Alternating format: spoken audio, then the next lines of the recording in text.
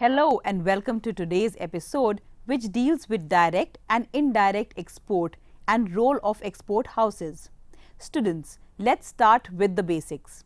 An export is a function of international trade whereby goods produced in one country are shipped to another country for future sale or trade.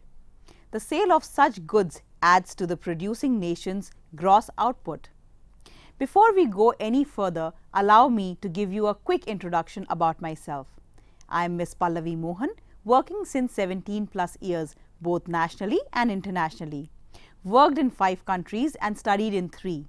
Have held leadership positions in the field of marketing, retail, operations, PR and communications. Recent assignment was with Samsung Electronics as a corporate communications professional. Students, let's start with understanding basic definitions.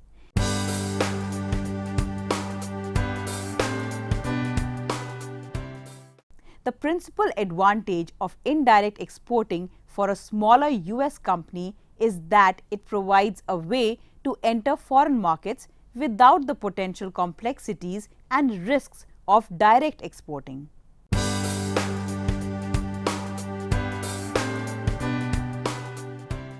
The advantages of direct exporting for your company includes more control over the export process, potentially higher profits, and a closer relationship to the overseas buyer and marketplace, as well as the opportunity to learn what you can do to boost overall competitiveness. Students, you must be wondering, what is the difference between direct and indirect exports? The answer to which is, in indirect exporting, a manufacturer turns international sales over to a third party, while in direct exporting, a manufacturer handles the export process itself. Manufacturers that engage in indirect exporting hire export management companies, distributors, and commissioned agents or brokers to work as intermediaries with the end users, retailers, and distributors in the foreign markets. Direct exporting requires the manufacturers to deal with these foreign entities themselves. Indirect exporting offers small manufacturers the advantages of entering foreign markets without being subjected to the risks and complexities of direct exporting. Direct exporting requires the manufacturer to make decisions about the entire export process, such as marketing, distributions, sale, fulfillment, and payments. Small companies with limited experience in exporting could make drastic mistakes when exporting without guidance. On the other hand, companies with knowledge of a foreign market often benefit from making these decisions themselves and choose direct exporting. This allows them to maintain closer relationship with global buyers and learn more about global competitiveness. They also eliminate fees from export management companies. Manufacturers choose between indirect and direct exporting based on their long and short-term circumstances and goals. Often, companies test the waters of a foreign market with indirect exporting and shift to direct exporting if the endeavor is profitable.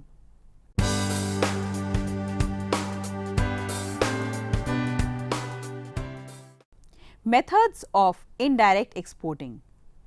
Indirect exporting means selling to an intermediary who in turn sell your products either directly to customers or to importing wholesalers. The easiest method of indirect exporting is to sell to an intermediary in your own country.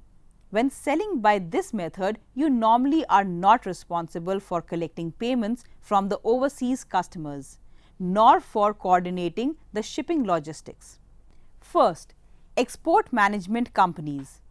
An export management company, EMC, is one such intermediary. A good one will act in all respects as a global extension of your own sales and services presence, more or less what you are attempting to do on behalf of a manufacturer. EMC offer a wide range of services, but most specialize in exporting a specific range of products to a well-defined consumer base in a particular country or region. For example, an EMC might specialize in exporting personal computer business software to educational institutional consumers in Asian Pacific countries. An EMC is highly market driven, representing your product along with other companies' non-competing product as part of their own import product line, aimed at the customer base they have created. Generally, EMC buys the product from a manufacturer and markups the price to cover their profit.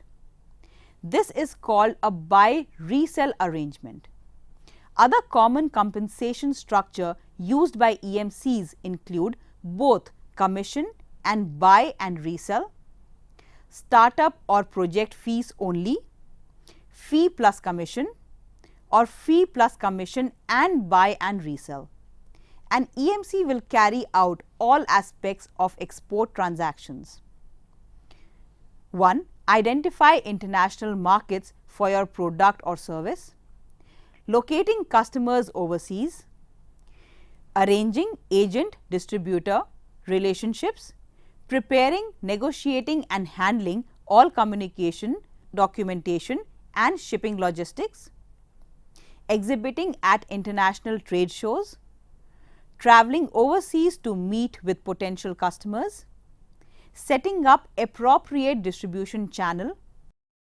Finding a good EMC is not that difficult. A good internet search can help you assess a list.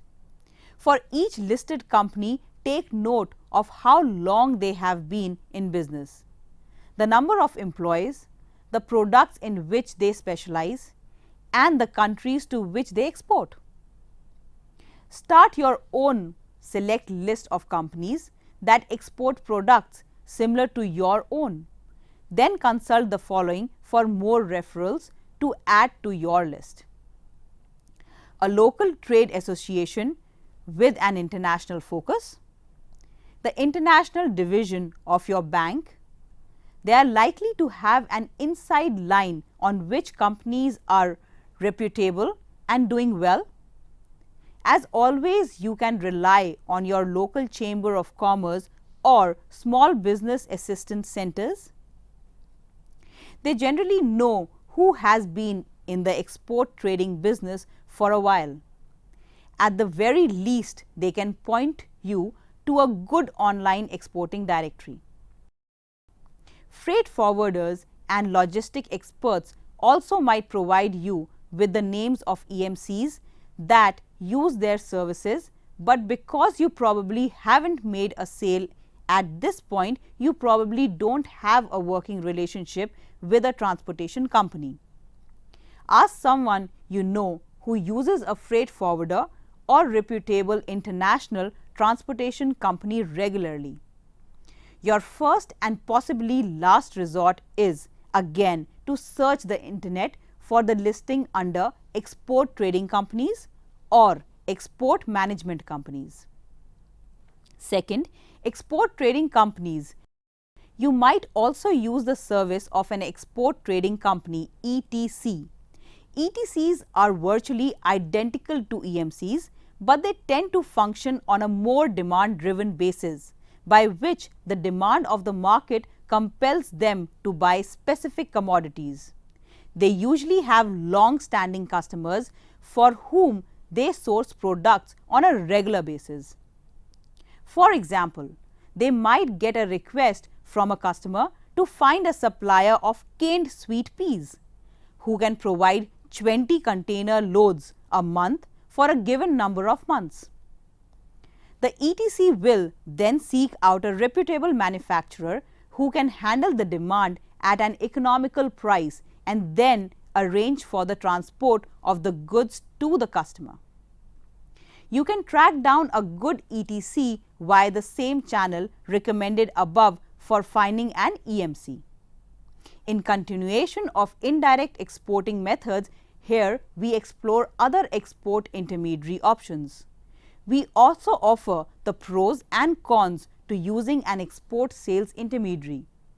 Third, intermediaries indirect exporting can also involve selling to an intermediary in the country where you wish to transact business, who in turn sells your products directly to customers or to other importing distributors, wholesalers. Under these circumstances, you will not know who your ultimate customers are. When selling by this method, you are normally responsible for collecting payments from overseas customers and for coordinating the shipping logistics. In some instances, the overseas agent might request that they be allowed to handle the shipping, usually because they receive special transportation rates from carriers with whom they have done volume business for years. In this case, you will need to arrange for the cargo to be ready by the shipment date. You must still collect payment from the customer, but your actual involvement in the transaction is minimal. It is nearly as easy as a domestic sale. The advantages are: it's an almost risk-free way to begin. Second, it demands minimal involvement in the export process. Third, it allows you to continue to concentrate on your domestic business. Fourth, you have limited liability for product marketing problems. There's always someone else to point the finger at. Fifth, you learn as you go about international marketing. Sixth, depending on the type of intermediary with which you are dealing, you don't have to concern yourself with shipment and other logistics. 7. You can field test your products for export potential. 8th, in some instances, your local agent can field technical questions and provide necessary product support. The disadvantages are: first, your profits are lower. Second, you lose control over your foreign sales.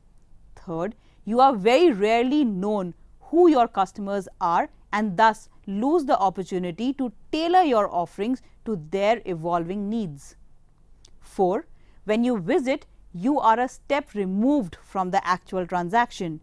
You feel out of the loop. 5th, the intermediary might also be offering products similar to yours, including directly competitive products to the same customers instead of providing exclusive representation. 6th, your long-term outlook and goals for your export program can change rapidly, and if you have put your product in someone else's hands, it's hard to redirect your efforts accordingly. Piggybacking your goods or services is another viable indirect export option.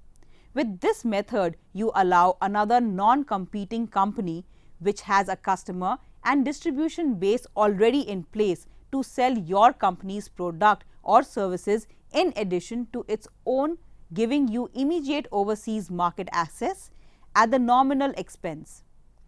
If you have no intentions of ever selling direct, this process works fabulously.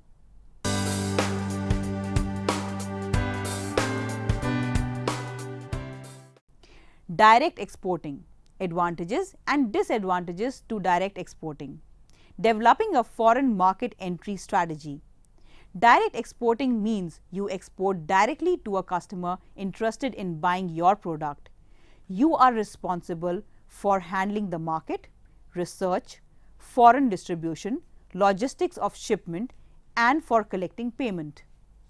The advantages of these methods are: first, your potential profits are greater because you are eliminating intermediaries.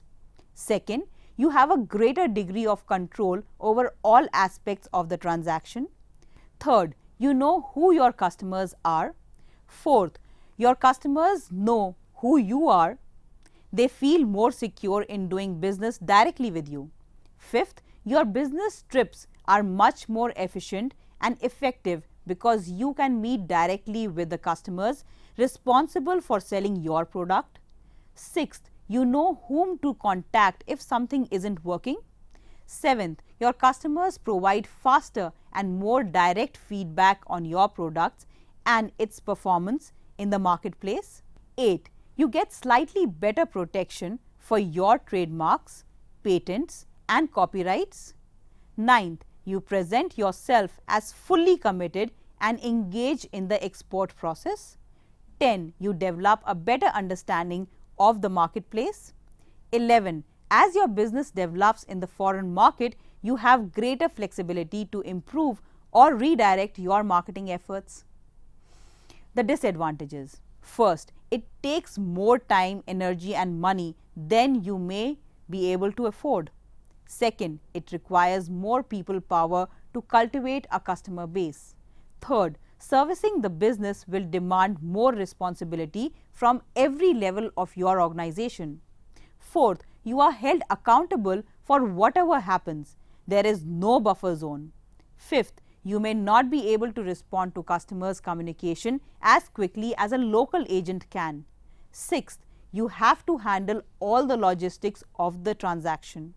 Seventh, if you have a technological product, you must be prepared to respond to technical questions and to provide on-site startup training and ongoing support services. Direct exporting can reveal itself in various organizational forms, depending on the size of an enterprise and the number of years that a firm has been engaged in exporting. For example, here are ways in which direct expansion activities can occur. First, hire an export sales manager. In its simplest form, a company will have an export sales manager with some administrative help and support. The export sales manager leads and directs all export sales activities. Second, establish a separate export department. An export sales department is largely self-contained and typically operates independently of domestic operations. Third, set up an export sales subsidiary. Some businesses prefer to set up an export sales subsidiary instead of an export department in order to keep export activities separate from the rest of the firm. Form a foreign sales branch, FSB. Instead of a foreign sales subsidiary, a firm can also form a foreign sales branch, FSB. A foreign sales branch is not a separate legal entity. It handles sales, distribution, and promotional efforts throughout a specific overseas geographic area and sells to a firm's target customers, agents, wholesalers, and distributors. For example, should you decide to export direct, make sure you have a company-wide commitment, which includes your import-export dream team to ensure the initiative is fully supported.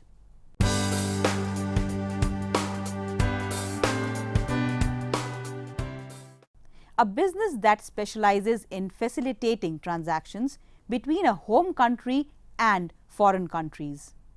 A trading house is an exporter, importer, and also a trader that purchases and sells products for other businesses.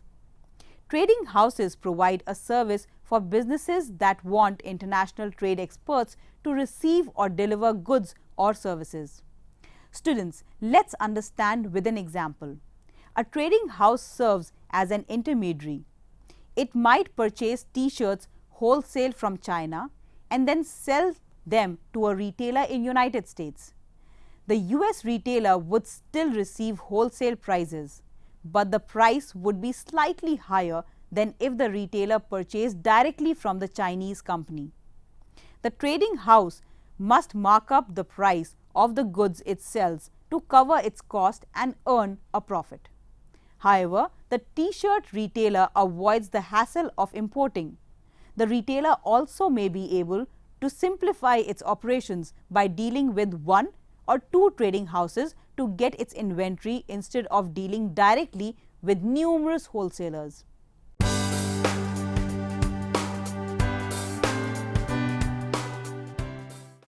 In 1958, it was realized that unless positive steps were taken to build up a number of merchant houses concentrating almost exclusively on exports and capable of undertaking trade on a sustained basis, it would be impossible to compete successfully against the highly experienced and resourceful trading houses of other countries.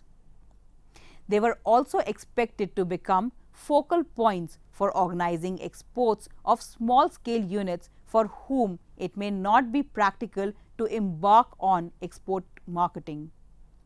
A new scheme of recognition of trading houses was introduced in 1981 to develop new products and new markets, particularly for products from the small and cottage industry sector. Export house with demonstrated export capabilities and having facilities for testing and quality control were made eligible of recognition as trading houses. With effect from April 1988, trading houses having high volume of exports are eligible for recognition as star trading houses. It might be noted that merchant exporters, including export houses, etc., account for 78% of India's exports. With a view to encourage participation of state governments and union territories in export promotion, one state corporation nominated by the respective state government, union territories may be recognized as an export house, even though the criterion of such recognition is not fulfilled by them. The various criteria of eligibility of recognition of export houses, etc., and it may be noted that the criteria for recognition have been made more stringent with effect from April 1st, 1997, and the number of these houses is likely to go down. Recognition is valid for 3 years, after which it has to be renewed within a period of 6 months. Export houses, trading houses, star trading houses, superstar trading houses are entitled to special import license which enable them to import certain specified items from the negative and the restricted list. A new development in this area has been the decision to allow large trading houses to set up fully owned trading subsidiaries to operate in India exclusively for export and import related activities. The existing trading multinational in India would be allowed to increase their stake to 100%. The advantages expected from this step are the availability of highly professional marketing expertise and use of their existing foreign offices for marketing intelligence and business contacts. Advantages enjoyed by export houses, trading houses. First, they can avail themselves of the various economies of scale in transportation, warehousing, and other areas related to physical distribution. Second, they can avail themselves of export finance available at concessional rates. Third, they are in a position to employ qualified and specialized staff to look after the complicated work relating to customs, legal problems, procedures, and documentation. Fourth, they can bargain with large adding companies in foreign countries on an equal footing. Fifth, they can achieve economies in export promotion by using the most effective advertising and publicity media, as also by participating in many trade fairs and exhibitions. Sixth, they can very often profit by taking a position on exchange rates.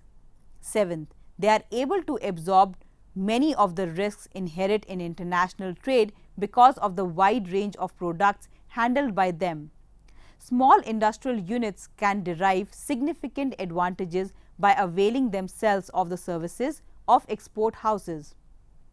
First, expertise and information on markets, opportunities abroad.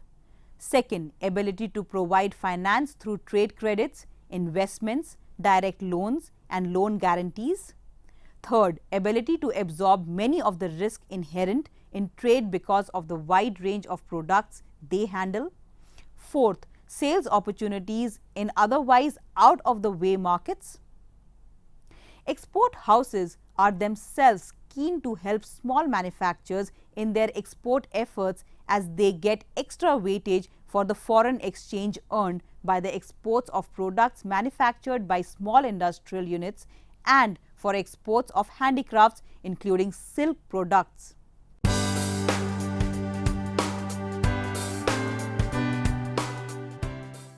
Merchant exporters buy goods from Indian manufacturers and sell them abroad.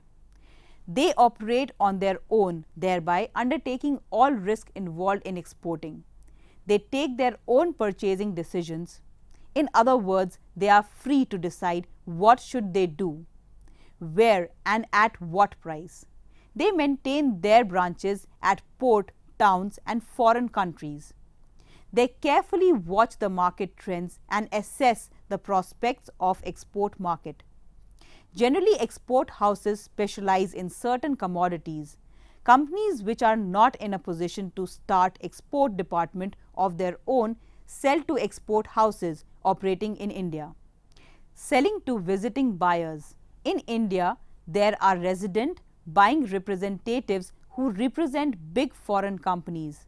They are entrusted with the work of buying commodities from Indian manufacturers. Alternatively, some foreign companies regularly send buying teams to India. Their volume of purchases is substantial. Selling to resident buyers relieves the manufacturers from the botheration of cumbersome formalities involving in exporting. In other words, the manufacturer enjoys the fruits of exports without being burdened with the actual exportation of goods. Moreover, the resident buyers help manufacturers adapt products by providing valuable information about the overseas markets. They provide guidance on product specifications, design and style, offer training in quality control and advice on packaging, labeling and shipping. Import houses operating in some countries allow entry into overseas markets. Entering Japanese market through trading houses is easy and less expensive. Japan has trading houses which handle import and export transactions through a network of branches established all over the world. Manufacturers contact these trading houses for selling in Japan. Since the distribution system prevailing in Japan is somewhat complicated, exporters do their business only through trading houses.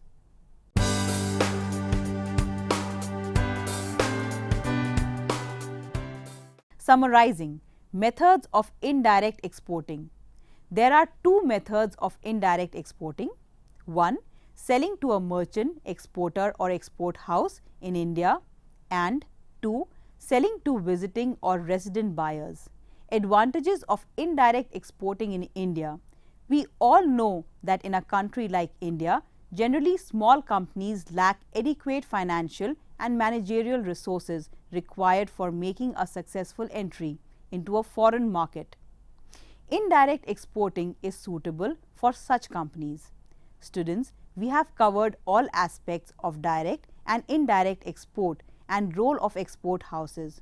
You should go through all assignments related to this particular topic.